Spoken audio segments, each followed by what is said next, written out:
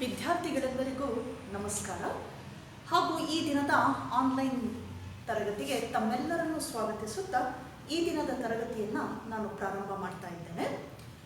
ಕಳೆದ ತರಗತಿಯಲ್ಲಿ ನಾವು anatomy of frog, so morphology study ಮಾಡಿದ್ವಿ. Morphology of frog, that is external characteristic features of frog. Then anatomy of frog. In anatomy we already discussed digestive system of frog. Digestive system ಏನಿದೆ frog ಅದನ್ನು ನಾವು study ಮಾಡಿದ್ವಿ. Now in today's class we will discuss about the next system, excretory system of frog. ಏನು ತ್ಯಾಜ್ಯ ವಸ್ತುಗಳನ್ನು ಹೊರಹಾಕುವಂತಹ ಆ ಒಂದು ರಚನೆಯನ್ನು ನಾವು ಎಕ್ಸ್ಕ್ರೀಟರಿ ಸಿಸ್ಟಮ್ ಅಂತ ಕರಿತೇವೆ. Excretory system of frog consist of pair of kidneys. ಒಂದು ಜೊತೆ ಕಿಡ್ನಿ ಇದೆ. ಆ ಒಂದು ವ್ಯೂಹದಲ್ಲಿ ತ್ಯಾಜ್ಯ ವಸ್ತುಗಳನ್ನು ಹೊರಹಾಕುವಂತಹ ವ್ಯೂಹದಲ್ಲಿ ಎಕ್ಸ್ಕ್ರೀಟರಿ ಸಿಸ್ಟಮ್ ಅಂತ ಹೇಳ್ತೇವೆ. ಇದರಲ್ಲಿ ಏನೇನು ಪಾರ್ಟ್ಸ್ ಅನ್ನು ನೋಡ್ತೀವಿ ನಾವು ಅಂದಾಗ, so consist of a pair of kidneys and ureters, pair of ureters. So pair of kidneys consists of each kidney made up of number of functional units. Number of functional units present in each kidney. Those units are called nephrons. Those units are called nephrons. Nephrons, otherwise called as urinary tubules. These are functional tubules of kidney because they play major role during filtration time. ಇದನ್ನು ನಾವು functional units ಅಂತ ಕರಿತೇವೆ. Nephron, number of small tube like structure called nephrons. Those tubules play major role during filtration, urine filtration. In case of frog, the excretory system excretes urea. Urea is a waste product expels out through the excretory organs. Frog ನಲ್ಲಿ ತ್ಯಾಜ್ಯ ವಸ್ತುವಾಗಿ ಹೊರ ಹೋಗುವ ವಸ್ತು ಯಾವುದು ಅಂದಾಗ urea. Urea is a waste product expels through excretion. ಯಾವುದ್ರ ಮೂಲಕ ಹೊರ ಹೋಗುತ್ತದೋ ಎಕ್ಸ್ಕ್ರೀಷನ್ ಮೂಲಕ ಹೊರಗೋಗುತ್ತೆ. Hence frogs named as, that is the nitrogenous waste in the form of urea expels out as a waste.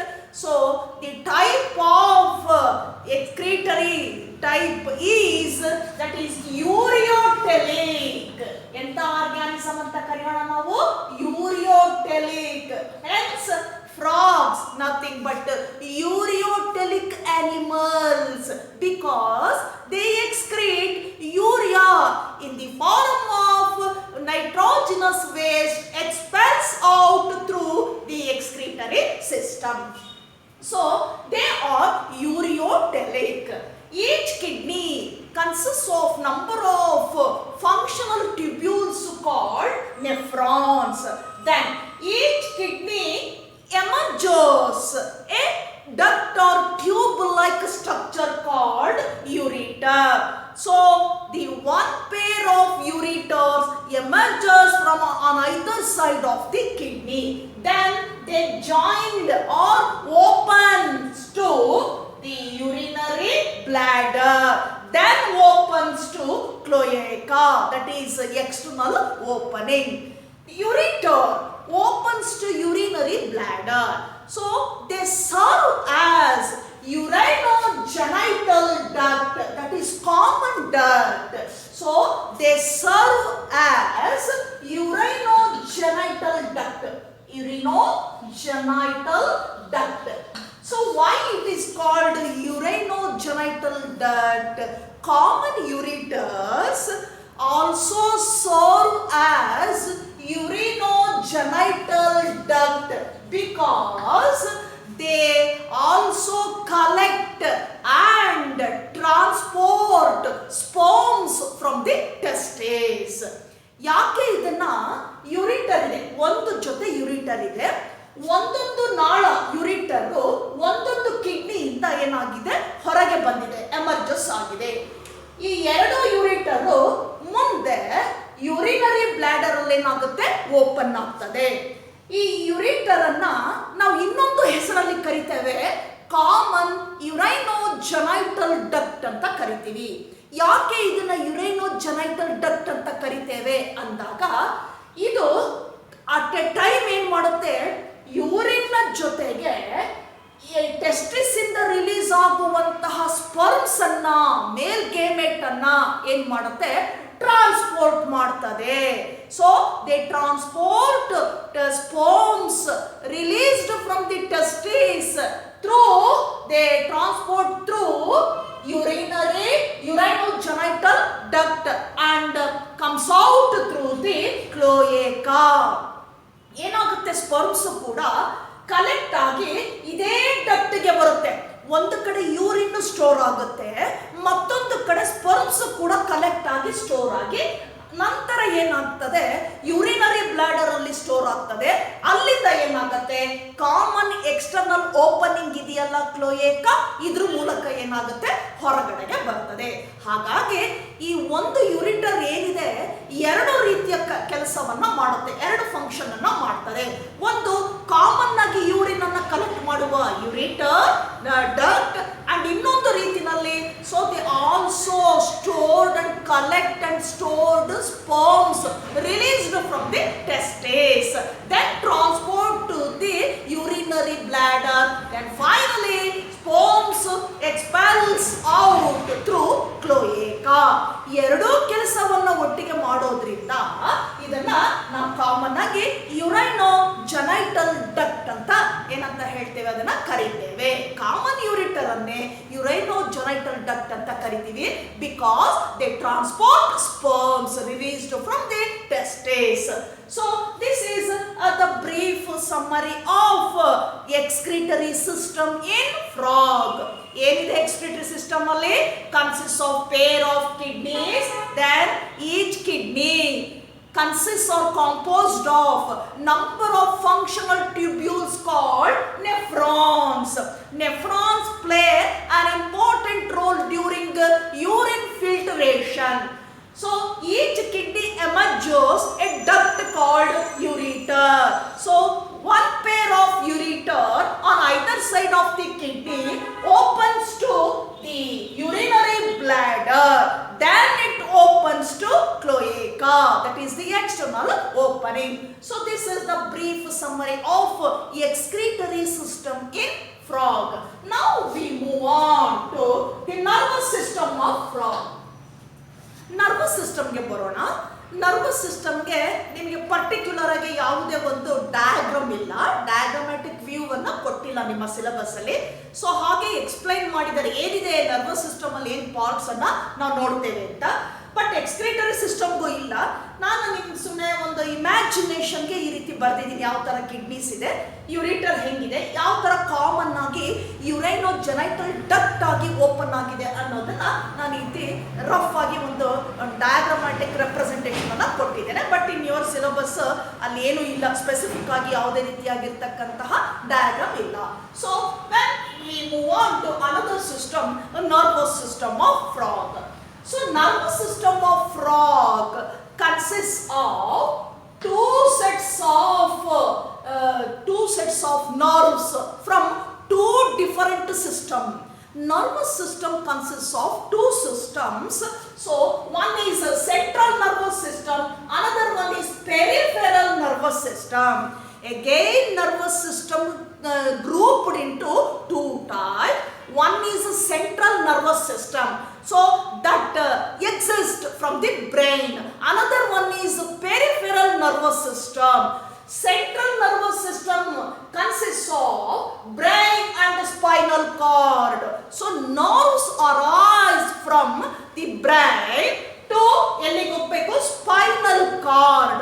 ಈ ಸೆಟ್ ಅನ್ನ ಸೆಂಟ್ರಲ್ ನರ್ವಸ್ ನರ್ವಸ್ ಸಿಸ್ಟಮ್ ಅಂತ ಕರಿತೇವೆ.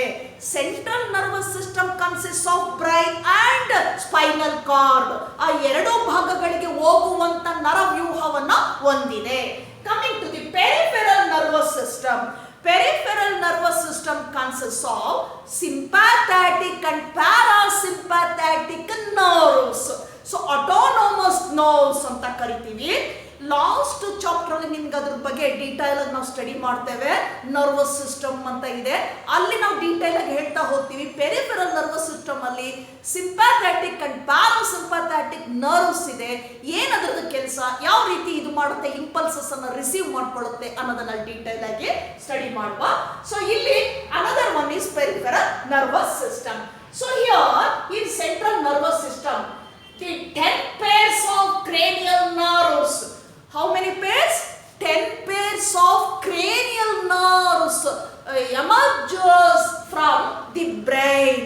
Brain ನಿಂದ ಏನಾಗಿದೆ, 10 ಜೊತೆ 10 pairs of cranial nerves. ಯಾಕೆ ಕ್ರೇನಿಯಲ್ ಅಂತ ಕರಿತೀವಿ ಅಂದಾಗ, so they started or emerges from the brain spot. ಎಲ್ಲಿಂದ ಸ್ಟಾರ್ಟ್ ಆಗುತ್ತದು? ಬ್ರೈನ್ ಇಂದ ಸ್ಟಾರ್ಟ್ ಆಗ್ತದೆ ಆ cranial nerves.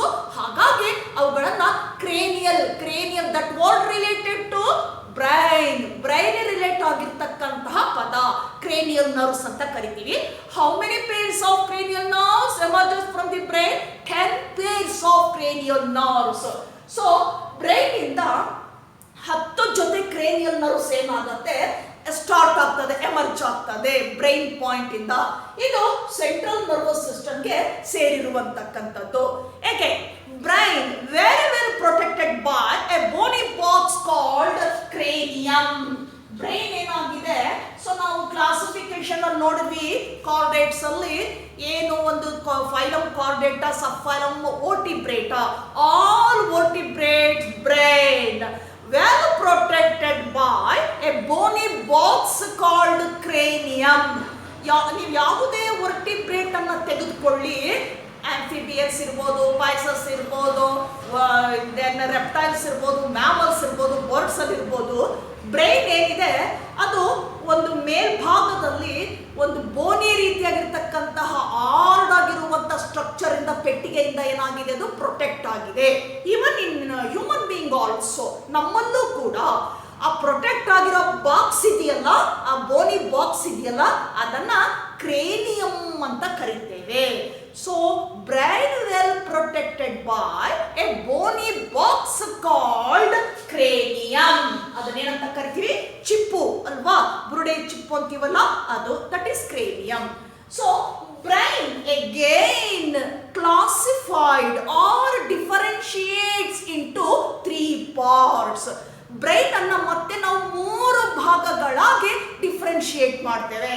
So first part of the brain that is fore brain, ಮುಂದಿರುವಂತಹ ಭಾಗ. Then mid brain that is the middle part of the brain. Then hind brain, ಹಿಂಭಾಗ, back ಅಲ್ಲಿ ಬರುವಂತದ್ದು. ಹೀಗೆ brain can differentiates into 3 parts, namely fore brain, mid brain and hind brain, HIND, hind brain. Coming to the forebrain. Forebrain ಅಲ್ಲಿ ಏನಿದೆ ನೋಡೋಣ. So forebrain consists of forebrain, ಮುಂದೆ ಬರುವ ಭಾಗ, ಫಸ್ಟ್ ಪಾರ್ಟ್ ಅಂತ ಕರಿತೇವೆ.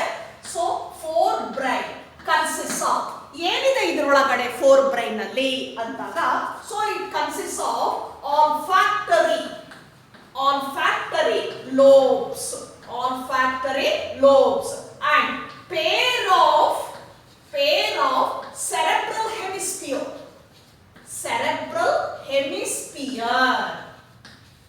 and diencephalon unpaired, ಒಂದೇ ಇರುತ್ತೆ diencephalon. look at this. So forebrain ಮುಂದಿರುವ ಭಾಗ, ಮೆದುಳಿನ ಮುಂಭಾಗ, ಈ 3 ಭಾಗಗಳಿಂದ ಕೂಡಿದೆ. ಯಾವ್ಯಾವುದು? ದಟ್ ಈಸ್ ಆಲ್ಫ್ಯಾಕ್ಟರಿ ಲೋಬ್ಸ್, ಈ ಟೈಪ್ ಇರುತ್ತೆ ಆಲ್ಫ್ಯಾಕ್ಟರಿ ಲೋಬ್ಸ್ ಅದು. Then pair of cerebral hemisphere. So just you imagine this is the brain ಅಂತ ಇಟ್ಕೊಳ್ಳೋಣ. ಈಗ ಇದರಲ್ಲಿ ನಾವು ಫೋರ್ ಬ್ರೈನ್ ನೋಡಿದಾಗ ಹೀಗಿರುತ್ತೆ ಈ ಭಾಗ, ದೆನ್ ಮಿಡ್ ಬ್ರೈನ್, ದೆನ್ ಇದನ್ನೇನಂತ ಕರಿತೇವೆ ಹೈಂಡ್ ಬ್ರೈನ್ ಅಂತ ಕರಿತೀವಿ. ಇಲ್ಲಿ ಬ್ರೈನ್ ಏನಾಗಿದೆ ಫೋರ್ ಬ್ರೈನ್ ಅಲ್ಲಿ ಬಂದಾಗ ಮಧ್ಯಕ್ಕೆ ಏನಾಗಿದೆ ಈ ರೀತಿ ಒಂದು ಮಾರ್ಕಿಂಗ್ ಬಂದ್ಬಿಟ್ಟು ಈ ಭಾಗ that is left and write side of the four brain. So clearly differentiate by cerebral hemisphere. ನೋಡಿ ಈ ಭಾಗವನ್ನ ಸೆರೆಬ್ರಲ್ ಹೆಮಿಸ್ಪಿಯರ್ ಅಂತ ಕರಿತೀವಿ. ಈ ಫೋರ್ ಬ್ರೈನ್ ಅಲ್ಲಿ ಮತ್ತೆ ಎರಡು ಭಾಗ ನೋಡ್ತೀವಿ. ಸೊ ಇದು ಕರೆಕ್ಟ್ ಆಗಿ ಮಾರ್ಕ್ ಬಂದ್ಬಿಟ್ಟು ಎರಡು ಡಿಫರೆನ್ಶಿಯೇಟ್ ಸ್ಪ್ಲಿಟ್ ಆಗಿರ್ತದೆ. ಇದನ್ನ ನಾವೇನಂತ ಕರಿತೀವಿ ಲೆಫ್ಟ್ ಅಲ್ಲಿರುವ ಸೆರೆಬ್ರಲ್ ಹೆಮಿಸ್ಪಿಯರ್, ರೈಟ್. ಹಾಗಾಗಿ peer of cerebral hemisphere. So entire part that is cerebral hemisphere ಅಂತ ಕರಿತೀವಿ. ಆ ಕಡೆ ಈ ಕಡೆಗೆ ಏನಾಗಿದೆ ಅದು ಡಿವೈಡ್ ಆಗಿದೆ. ಡಿವೈಡ್ ಆಗಿರೋದ್ರಿಂದ pair of cerebral hemisphere and diencephalon. ಕೆಳಭಾಗದಲ್ಲಿ ಏನ್ ಬರುತ್ತೆ ಡಯನ್ಸೆಫಲಾನ್ ಅಂತ ಕರಿತೇವೆ. ಇದಿಷ್ಟು ನಾವು ಫೋರ್ ಬ್ರೈನ್ ಅಲ್ಲಿ ನೋಡುವಂತಹ ಭಾಗಗಳು. Four brain of frog consists of olfactory lobes, pair of cerebral hemisphere and diencephalon. Coming to the midbrain. ಈಗ ಮಧ್ಯದಕ್ಕೆ ಬರೋಣ, ಮಧ್ಯದ ಮೆದುಳಿನ ಭಾಗಕ್ಕೆ ಬರೋಣ. ಏನಿದೆ ಅಲ್ಲಿ ಮಿಡ್ ಬ್ರೈನ್ ಅಲ್ಲಿ ಏನಿದೆ? So it consist of mid brain. Mid brain consist of optic lobes. Optic lobes ಏನಿದೆ ಇದರಲ್ಲಿ ಮಿಡ್ ಬ್ರೈನ್ ಅಲ್ಲಿ ಅಂದಾಗ pair of optic lobes. Pair of ಒಂದು ಜೊತೆ ಇದೆ, pair of optic lobes. Optic lobes ನೋಡಿ ಮಿಡ್ ಬ್ರೈನ್ ಅಲ್ಲಿ ಒಂದು ಭಾಗ ನೋಡ್ತೀವಿ. ಆ ಪಾರ್ಟ್ ಯಾವುದು ಅಂದಾಗ ಆ ಮಧ್ಯದ ಭಾಗದಲ್ಲಿ ಒಂದು ಜೊತೆ ಲೋಬ್ಸ್ ಇದೆ. ಅದನ್ನ ನಾವೇನಂತ ಕರಿತೀವಿ ಆಪ್ಟಿಕ್ ಲೋಬ್ಸ್ ಅಂತ ಕರಿತೇವೆ. ಈ ತರ ಲೋಬ್ಸ್ ಎರಡು ಭಾಗಗಳನ್ನ ನೋಡ್ತೇವೆ. So midbrain consists of pair of optic lobes. Then coming to the third one, that is forebrain. Hindbrain. Last one ಯಾವುದು hindbrain. ಹಿಂಭಾಗ hindbrain. So hindbrain consists of ಏನೇನಿದೆ ಇದರಲ್ಲಿ ಅಂದಾಗ cerebellum. cerebellum and ಮತ್ತೊಂದು ಯಾವುದಿದೆ ಇದರಲ್ಲಿ that is medulla oblongata. Medulla oblongata. Oblongata. Oblongata and medulla oblongata passes to foramen magnum. Foramen magnum. Foramen magnum that passes to the spinal cord. ನೋಡಿ hindbrain consists of cerebellum. ಈ ಕಡೆ ಬರುತ್ತೆ, ಈ ತರ cerebellum ಬರುತ್ತೆ. ಸೊ cerebellum ಆದ್ಮೇಲೆ next ಇದರ ಕೆಳಭಾಗದಲ್ಲಿ ಮೆಡುಲಾ ಒಬ್ಲಾಂಗೇಟಾ ಇದೆ. ಮೆಡುಲಾ ಒಬ್ಲಾಂಗೇಟಾ ಇದೆ, ಈ ತರ ಕಾಣಿಸುತ್ತೆ ಹಿಂಭಾಗದ ಬ್ರೈನಿನಲ್ಲಿ. This is cerebellum, this is medulla oblongata. So medulla oblongata passes through. ಎಲ್ಲಿಗೆ ಹೋಗ್ಬೇಕದು ಮೆಡುಲಾ ಒಬ್ಲಾಂಗೇಟಾ ಅಂದಾಗ ಇಲ್ಲಿ ನೋಡಿ ಈ ಟೈಪ್ ಬರುತ್ತೆ, ಈ ತರ ಬಂದು that passes to foramen magnum, a part that situated at the bottom. ಎಲ್ಲಿರ್ತದೆ ಕೆಳಗಿರ್ತದೆ. So this spot is called foramen magnum. Foramen magnum. So foramen magnum now enters to the first vertebrae of the, that is enters to the spinal cord of the vertebral column. ಎಲ್ಲಿಗೆ ಸೇರ್ಕೊಳ್ಳುತ್ತಿದ್ದು ಬೆನ್ನು ಹುರಿಗೆ ಸೇರ್ಕೊಳ್ಳುತ್ತೆ. ಯಾವುದು foramen magnum spinal ಕಾರ್ಡ್ಗೆ ಸೇರ್ಕೊಳ್ಳುತ್ತದೆ. So these are the different parts of the brain. We can be differentiated into three parts: forebrain, midbrain and hindbrain. So these three parts receives different signals, different messages from all parts of the body through nerves anta kariteve, through cranial nerves. So this is the brief brief summary of nervous system of frog. Now we move on to the next one, that is reproductive system. That is reproductive system of frog. Reproductive system of frog. Reproductive system of frog. ಇನ್ನು ಕೊನೆಯದಾಗಿ ಬರೋಣ, ಸಂತಾನಾಭಿವೃದ್ಧಿಯ ಒಂದು ವ್ಯೂಹ reproductive system ಹೇಗಿದೆ frog ಅಲ್ಲಿ ಅನ್ನುವಂಥದ್ದು. Coming to the first male reproductive system. Male reproductive system of frog. So male reproductive system consist of, ಹೇಗಿದೆ ಮೇಲ್ ರಿಪ್ರೊಡಕ್ಟಿವ್ ಸಿಸ್ಟಮ್ ಅಂದಾಗ ಇಲ್ಲಿ ಈ ರೀತಿ ಕಿಡ್ನಿ ಇದೆ. ಸೊ ಒಂದು ಪೇರ್ ಆಫ್ ಕಿಡ್ನಿನ ನಾವು ನೋಡಿದ್ವಿ, ಎಕ್ಸ್ಕ್ರಿಟರಿ ಸಿಸ್ಟಮ್ ಅಲ್ಲಿ ನೋಡಿದ್ವಿ. ಸೊ ಇದ್ರ ಮೇಲ್ಭಾಗದಲ್ಲಿ ಏನಾಗಿರ್ತದೆ, ನಾವು ಟೆಸ್ಟಿಸ್ ಅನ್ನ ನೋಡ್ತೇವೆ. So male reproductive system of frog consist of pair of testis, that is male gonads or sex organs. Male sex organs ಅಂತ ಕರಿತೀವಿ ಟೆಸ್ಟಿಸ್ ಅನ್ನ. ಎಲ್ಲಿದೆ ಇದು? So they found on adhering of the upper surface of the kidney. each kidney ಏನಾಗಿದೆ, kidney ಮೇಲೆ ಈ ರೀತಿ ಏನಾಗಿದೆ, ಅದು ಈ ತರ ಅಟ್ಯಾಚ್ ಆಗಿದೆ, ಅದಕ್ಕೆ ಅಡೇರಿಂಗ್ ಅಂತ ಕರಿತೇವೆ. ನೋಡಿ, ಅಟ್ಯಾಚ್ ಆಗಿದೆ. ಆ ಕಡೆ ಕಿಡ್ನಿ, ಈ ಕಡೆ ಆ ಕಡೆ ಇರುವಂತ ಎರಡು ಕಿಡ್ನಿಗಳ ಮೇಲ್ಭಾಗದಲ್ಲಿ ಒಂದೊಂದು ಟೆಸ್ಟಿಸ್ ಅನ್ನ ನೋಡ್ತೇವೆ, ಈ ರೀತಿ ಸೇರ್ಕೊಂಡಿದೆ.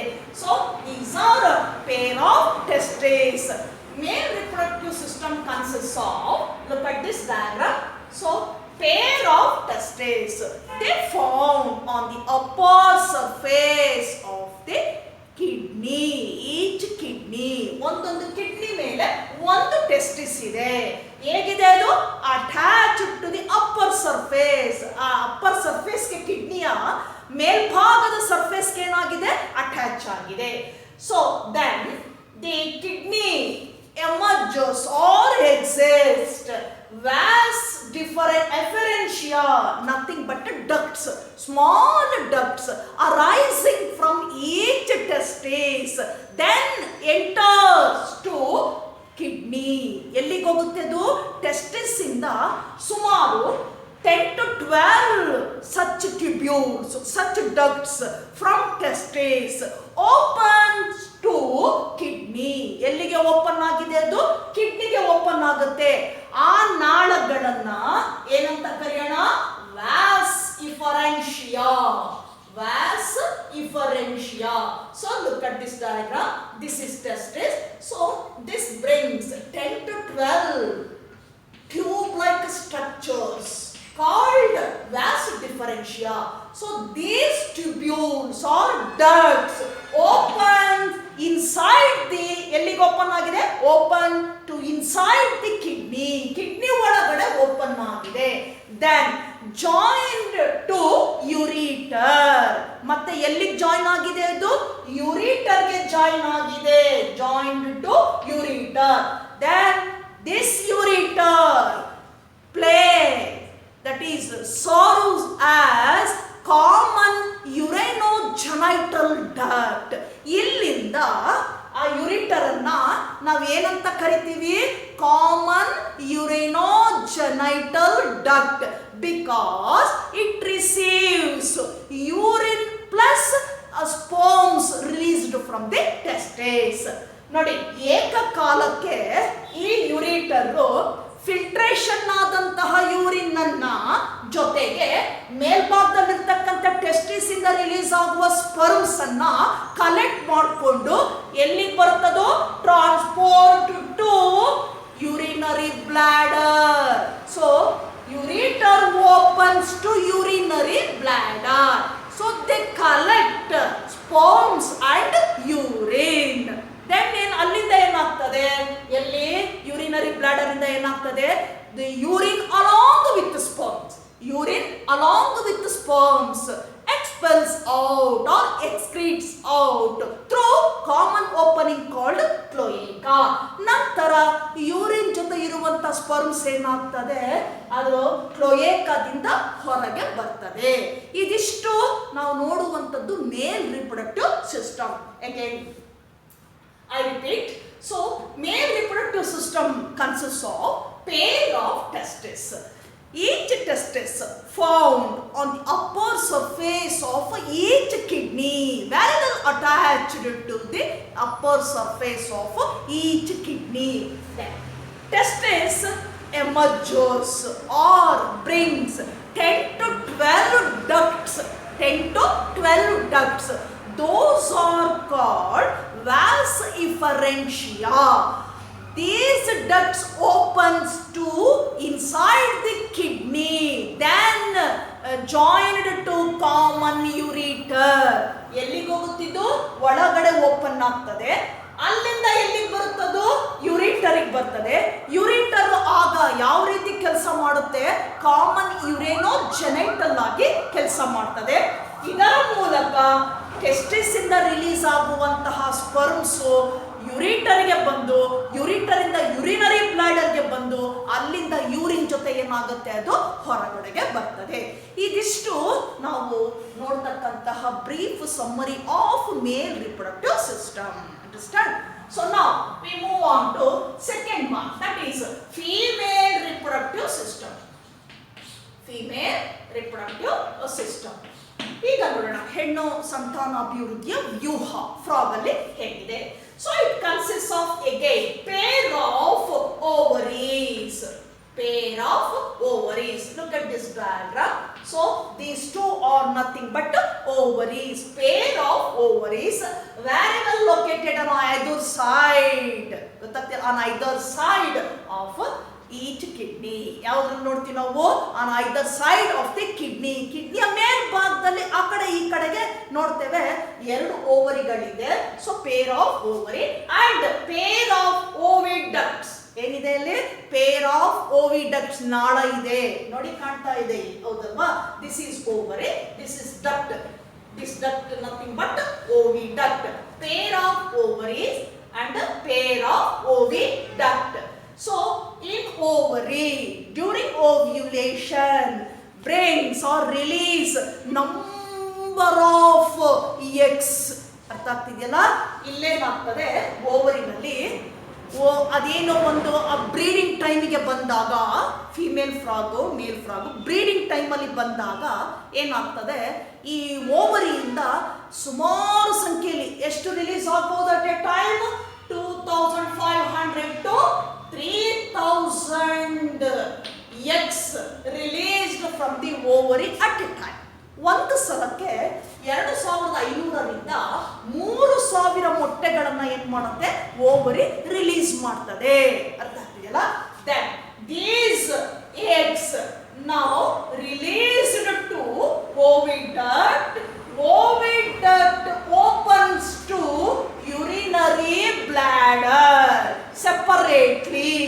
ನೋಡಿ ಹೇಗಿದೆ ಅಂದ್ರೆ ಇಲ್ಲಿಂದ ರಿಲೀಸ್ ಆಗಿರ್ತಕ್ಕಂಥ ಎಗ್ಸು ಓವರಿಂದ ಓವಿಡಕ್ಟ್ ನಾಳದ ಮೂಲಕ ಎಲ್ಲಿಗೆ ಬರುತ್ತದು, ಆ ಕಡೆಗೊಂದು ಓವಿಡಕ್ಟ್ ಇದೆ, ಈ ಕಡೆಗೊಂದು ಓವಿಡಕ್ಟ್ ಇದೆ, ಎರಡೂ ಸಪರೇಟ್ ಆಗಿ ರನ್ ಆಗ್ತದೆ on either side of the body. Then ಎಲ್ಲಿಗೆ ಓಪನ್ ಆಗುತ್ತೆ, then finally opens to urinary bladder. ಎಲ್ಲಿಗೆ? ಯೂರಿನರಿ ಬ್ಲಾಡರ್ಗೆ ಓಪನ್ ಆಗಿದೆ. Then the released egg from the ovary so expels out through cloaca. ಕ್ಲೋಯೇಕಾದ ಮೂಲಕ ಏನ್ ಮಾಡುತ್ತೆ ಹೊರಗಡೆಗೆ ಬರುತ್ತೆ, ಅಷ್ಟು ಎಗ್ಸು ಬರುತ್ತೆ. ಒಂದು ಸಲ ಓವ್ಯುಲೇಷನ್ ಆದಾಗ ಬ್ರೀಡಿಂಗ್ ಟೈಮ್ ಅಲ್ಲಿ 2500ರಿಂದ 3000 ಮೊಟ್ಟೆಗಳನ್ನು ಇಡುವಂತ ಕೆಪಾಸಿಟಿ ಇರುತ್ತೆ ಫಿಮೇಲ್ ಫ್ರಾಗ್ಗೆ. ಅರ್ಥ ಆಗ್ತಿದೆಯಲ್ಲ? 2500ರಿಂದ 3000 ಮೊಟ್ಟೆಗಳನ್ನು ಇಡುವಂತ ಕೆಪಾಸಿಟಿ ಇದೆ. ಸೊ ಇದು ನಾವು ನೋಡ್ತಕ್ಕಂಥದ್ದು that is a female reproductive system. Then after female frog lays eggs, the fertilisation takes place at outside the body of female, that is external type of fertilization. ಮೊಟ್ಟೆಗಳು ಇಟ್ಟ ನಂತರ ಏನಾಗ್ತದೆ, ಆ ಬ್ರೀಡಿಂಗ್ ಟೈಮ್ ಅಲ್ಲಿ so ಕಾಪ್ಯುಲೇಷನ್ ಮೇಲ್ frog ಏನ್ ಮಾಡುತ್ತೆ, that holds female frog. By that time female frog lays number of eggs. So ಅನೇಕ 2000ರಿಂದ 3000 ತನಕ ಏನು ಮೊಟ್ಟೆಗಳನ್ನ ಆ ಟೈಮಲ್ಲಿ ಇಡುತ್ತೆ, ಬ್ರೀಡಿಂಗ್ ಪಾಪ್ಯುಲೇಷನ್ ಟೈಮಲ್ಲಿ ಇಡುತ್ತದೆ. So those eggs fertilized by the fusion of sperms by that time simultaneously released from the male frog. ಅದೇ ವೇಳೆಗೆ ಮೇಲ್ ಫ್ರಾಗ್ ಏನಾಗ್ತದೆ, ಫಿಮೇಲ್ ಫ್ರಾಗ್ ಅನ್ನ ಈ ರೀತಿ ಹೋಲ್ಡ್ ಮಾಡಿದಾಗ ಕಾಪ್ಯುಲೇಷನ್ ಅಲ್ಲಿ ಆ ಟೈಮಲ್ಲಿ ಎಗ್ ರಿಲೀಸ್ ಆಗುತ್ತೆ ಫಿಮೇಲ್ ಫ್ರಾಗ್ ಇಂದ. ಮೇಲ್ ಫ್ರಾಗ್ ಇಂದ ಏನಾಗುತ್ತೆ, ಸೈಮಲ್ಟೇನಿಯಸ್ ಆಗಿ ಸ್ಪರ್ಮ್ಸ್ ರಿಲೀಸ್ ಆಗ್ತದೆ. So both gametes sperm and eggs fused at external, ಎಲ್ಲಿ ಫ್ಯೂಸ್ ಆಗುತ್ತದು, outside the body of female. So fertilisation takes place at external ಅಂತ ಕರಿತೇವೆ. ಹೊರಭಾಗದಲ್ಲಿ ಆಗ್ತದೆ, ಒಳಭಾಗದಲ್ಲಿ ಆಗೋಲ್ಲ ಗರ್ಭಧಾರಣೆ. ನಂತರ ಏನಾಗ್ತದೆ, after some time those fertilised eggs so hatch out, release small larvae. The larvae of frog is called tadpole. ಏನಂತ ಕರಿತೀವಿ, ಲಾರ್ವೆಗೆ ಟ್ಯಾಡ್ಪೋಲ್ ಅಂತ ಕರಿತೇವೆ. So then it undergoes metamorphosis and reaches or enters the adult stage. ಮೆಟಮಾರ್ಫೋಸಿಸ್ಗೆ ಹೋಗುತ್ತೆ, ರೂಪಾಂತರಗೊಳ್ಳುತ್ತೆ. ಗೊಂಡಾಗ ಏನಾಗುತ್ತೆ, adult frog ಆಗಿ ಭೂಮಿ ಮೇಲೆ ಈ ಕಡೆ ಬರುತ್ತೆ. So the life span of life cycle of larvae completes with in the water. ನೀರಿನಲ್ಲಿ ಕಂಪ್ಲೀಟ್ ಆಗ್ತದೆ ಟ್ಯಾಡ್ಪೋಲ್. ಮೆಟಮಾರ್ಫೋಸಿಸ್ ಆದ ನಂತರ ಏನಾಗುತ್ತೆ, ಅಡಲ್ಟ್ ಫ್ರಾಗ್ ಆಗಿ ಅದು ಎಲ್ಲಿಗೆ ಬರುತ್ತೆ, ಭೂಮಿ ಮೇಲೆ ಬರ್ತದೆ. ಅದಕ್ಕೋಸ್ಕರನೇ ಇದನ್ನ ನಾವೇನಂತ ಕರಿತೀವಿ, ಉಭಯವಾಸಿಗಳು, ಆಂಫಿಬಿಯನ್ ಅಂತ ಕರಿತೇವೆ. Because it can leaves both in water and as well as on land ಅಂತ ಕರಿತೀವಿ. So larval period completes with in the water. The name of the larvae is tadpole. ಏನಂತ ಕರಿತೇವೆ, tadpole ಅಂತ ಕರಿತೇವೆ. So this is the reproductive system of frog, male and female reproductive system. Coming to the sensory organs. Sensory organs of frog. Here different kinds of sensory organs we can see in frog's body. ನಾವು ವಿವಿಧ ರೀತಿಯ, ಅರ್ಥ ಆಗ್ತಿದೆಯಲ್ಲ, ಏನು sensory organs ಅಂತ ಕರಿತೇವಲ್ಲ ನಾವು, ಆ ಒಂದು ಏನು ಸೆನ್ಸೇಷನ್ ಅನ್ನ ರಿಸೀವ್ ಮಾಡಿಕೊಳ್ಳುವಂತಹ ಆರ್ಗನ್ಸ್ ಡಿಫ್ರೆಂಟ್ ಕೈಂಡ್ಸ್ ಇದೆ ಇದರಲ್ಲಿ. First one that is taste. So taste can accepted or received by a papilla. But a special type of cells ಅಂತ ಕರಿತೀವಿ, ಬಡ್ ಅಂತಾನು ಹೇಳ್ತೀವಿ ನಾವು ಅದನ್ನ, ಟೇಸ್ಟ್ ಬಡ್ ಅಂತ ಹೇಳ್ತೀವಿ, ಪ್ಯಾಪಿಲೆ ಅಂತ ಕರಿತೇವೆ. So present at the tongue region, ಎಲ್ಲಿರ್ತದೆ, ನಾಲಿಗೆ ಹತ್ರ ಇರ್ತದೆ. ಈ ಒಂದು ಸೆನ್ಸರಿ ಆರ್ಗನ್ ಟೇಸ್ಟ್ ಅನ್ನ ಗ್ರಹಿಸುತ್ತೆ, ಏನು ರುಚಿಯನ್ನ ಗ್ರಹಿಸುತ್ತದೆ. ನೆಕ್ಸ್ಟ್ ಹಾಗೆ ಬರೋಣ, second one that is touch, ಸ್ಪರ್ಶ. ಸೊ ಇದು ಕೂಡ that is taken by another sensory organ that is called sensory epithelium. By sensory epithelium, skin ಅಲ್ಲಿ ಇರುವಂತಹ ಸೆನ್ಸರಿ ಎಪಿಥೀಲಿಯಲ್ ಟಿಶ್ಯೂಸ್ ಏನಿದೆ, ಸೆಲ್ಸ್ ಇದೆ, ಈ ಸೆಲ್ಸ್ ಏನ್ ಮಾಡ್ತದೆ, so perceive, that is the touch ಅಂತ ಕರಿತೇವೆ. ಸ್ಪರ್ಶವನ್ನ ಏನ್ ಮಾಡ್ಕೊಳ್ಳುತ್ತೆ, ಅದು ಪರ್ಸೀವ್ ಮಾಡ್ಕೊಳ್ತದೆ. ಹಾಗೆ ಬರೋಣ, ಟಿಂಪ್ಯಾನಮ್. So this is a membrane like structure present on either side of the eyes. ನ ಆ ಕಡೆ ಈ ಕಡೆ ನಾವು ನೋಡ್ತೇವೆ, ಟಿಂಪ್ಯಾನಮ್ ಅಂತ ಕರಿತೀವಿ. Dark patch like structure present just beneath the eye ಅಂತ ಕರಿತೀವಿ. ಏನು ಕಣ್ಣಿದೆ, ಕಣ್ಣಿನ ಒಂದು ಪಕ್ಕದಲ್ಲೇ ನಾವು ನೋಡುವಂಥದ್ದು tympanum. So tympanum receives sound signals. So it serves as an ear. ಏನು ಕಿವಿಯ ರೀತಿನಲ್ಲಿ ಏನ್ ಮಾಡ್ತದೆ, ಸರ್ವ್ ಮಾಡ್ತದೆ, ಇದು ಪ್ಲೇ ಮಾಡ್ತದೆ. Tympanum nothing but a membrane. So that receives sound signals or vibration, ತರಂಗಗಳನ್ನ, ಶಬ್ದ ತರಂಗಗಳನ್ನ ಏನ್ ಮಾಡುತ್ತೆ, ಅದು ಗ್ರಹಿಸುತ್ತೆ. So these are different types of sensory organs present in the frog. Then last one, the frog. In commonly, frog play a major role in ecosystem. Frog plays a major role in ecosystem. ಏನು ecosystem ಅಲ್ಲಿ ಒಂದು ಪಾತ್ರವನ್ನು ವಹಿಸ್ತದೆ. Because ಯಾಕೆ, ಏನ್ roll, ಏನ್ ಪಾತ್ರವನ್ನು ವಹಿಸುತ್ತೆ ಇಕೋಸಿಸ್ಟಮ್ ಅಲ್ಲಿ ಅಂದಾಗ, so it plays a major role in ecosystem in the form of food web and food chain. ಯಾವ್ಯಾವ್ದ್ರಲ್ಲಿ ಹೋಗ್ತದೆ ಇದು ಇಕೋಸಿಸ್ಟಮ್ ಅಲ್ಲಿ? ಫುಡ್ ಚೈನಿಗೆ ಹೋಗ್ತದೆ, ಫುಡ್ ವೆಬ್ಬಿಗೆ ಹೋಗ್ತದೆ, ಆಹಾರದ ಸರಪಳಿ. ಈಗ ಆಹಾರದ ಸರಪಳಿ ಅಂದಾಗ ಹರ್ಬಿವೋರಸ್ ಇದೆ, ಕಾರ್ನಿವೋರಸ್ ಇದೆ. ಸೊ ಈ ಸರಪಳಿಯಲ್ಲಿ ಏನಾಗುತ್ತೆ, ಫುಡ್ ಚೈನ್ ಅಲ್ಲಿ ಒಂದು ಲಿಂಕ್, ಅದು that is a link between herbivorous to carnivorous to others, first, second, third. So this is a link, that is food chain from lower to higher organisms in an ecosystem. Ecosystem ಅಲ್ಲಿ ನಾವು ನೋಡುವಂಥದ್ದು. ಅಲ್ಲಿ ಎರಡು ಕಡೆಗೂ ಬರುತ್ತೆ, food ವೆಬ್ಗೂ ಬರ್ತದೆ, ಇನ್ನೊಂದು ಕಡೆ ಫುಡ್ ಚೈನ್ಗೂ ಬರುತ್ತೆ. ಫುಡ್ ಚೈನಿಗೆ ಬಂದಾಗ ಕಾರ್ನಿವೋರಸ್ ಆಗುತ್ತಿದ್ದು, carnivorous animal, because frog eats insects. ಏನ್ ತಿನ್ನತ್ತೆ ಇದು? ಸಣ್ಣ ಸಣ್ಣ ಇನ್ಸೆಕ್ಟ್ಸ್ ಅನ್ನ ತಿನ್ನುತ್ತೆ. ಹುಲ್ಲು, ಈ ತರದ ಅರ್ಬಿವೋರಸ್ ಅಲ್ಲ, ಇದು ಕಾರ್ನಿವೋರಸ್. ಹಾಗಾಗಿ ಫುಡ್ ಚೈನ್ ಅಲ್ಲಿ ಕಾರ್ನಿವೋರಸ್ಗೆ ಬರ್ತದೆ ಇದು, ಅಂದ್ರೆ ಕನ್ಸ್ಯೂಮರ್ಗೆ ಬರ್ತದೆ, ಕನ್ಸ್ಯೂಮರ್ಗೆ ಬರ್ತದೆ ಇದು. ಸೊ ಹಾಗೆ ಈ ಕಡೆ ಫುಡ್ ವೆಬ್ ಅಲ್ಲಿ ಬಂದಾಗ ಒಂದು ಕಡೆ ಲಿಂಕ್ ಅನ್ನ ಕೊಡುವಂಥದ್ದು ಇದು. ಫುಡ್ ವೆಬ್ ಅಂದ್ರೆ ಲಿಂಕ್ ಅನ್ನ ಕೊಡೋದು, ಡಿಫರೆಂಟ್ ಇಕೋಸಿಸ್ಟಮ್ಗೆ ಲಿಂಕ್ ಅನ್ನ ಕೊಡುವಂಥದ್ದು ಫುಡ್ ವೆಬ್ ಅಂತ ಹೇಳ್ತೀವಿ. ಎರಡೂ ಕಡೆಗೂ ಏನಾಗುತ್ತೆ, ಸೇಮ್ ಸ್ಪೀಶೀಸ್ ಅಲ್ಲಿ ಎರಡೂ ಕಡೆ, ಎರಡೂ ಭಾಗದಲ್ಲೂ ಕೂಡ ಆಕ್ಯುಪೈ ಮಾಡ್ಕೊಳ್ತದೆ. It occupies a specific level in food web and also food chain in the ecosystem. ಹಾಗಾಗಿ ಒಂದು ಮೇಜರ್ ಪಾತ್ರವನ್ನು ವಹಿಸುತ್ತೆ ಇಕೋಸಿಸ್ಟಮ್ ಅಲ್ಲಿ, food chain and food web.